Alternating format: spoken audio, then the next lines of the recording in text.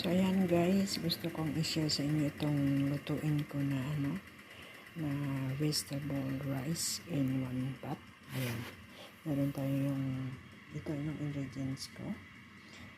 Carrots, taro, gabi, tapos yung lechon, tapos dried shrimp, and ito lang yung vegetable ko. Cabbage, yan po. Una natin gawin guys is i-fry muna natin itong taro. Ayan. Golden brown. Ayan guys, yung taro natin at ito yung rice. So, nag-fry natin guys itong taro.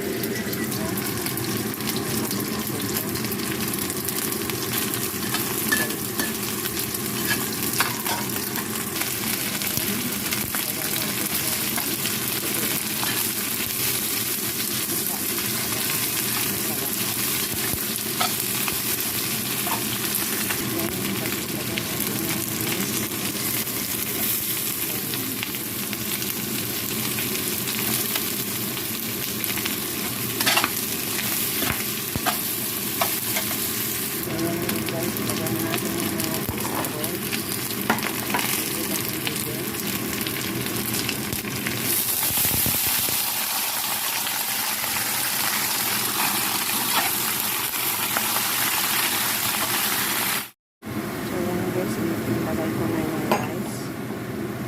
No?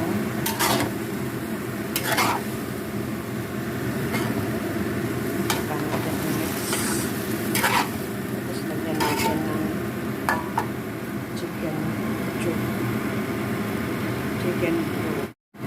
Yan. Saka ilagay natin yung chicken broth guys. Bago natin isalang sa rice cooker. Ayan. So, ito na guys, isasalang natin dito sa rice cooker. Ayan. Maluluto na yan. Ayan lamang guys. Salamat sa panonood. God bless po sa lahat. Bye-bye sa di pa nakasubscribe ng aking channel, please pag-subscribe naman dyan, Del Vlogs. Maraming salamat. Bye-bye. Salamat guys sa mga suporta nyo po sa aking channel. Please subscribe naman dyan kung yung hindi pa po nakasubscribe ng aking channel, Del Vlogs po. Maraming salamat. God bless po sa lahat. Bye-bye.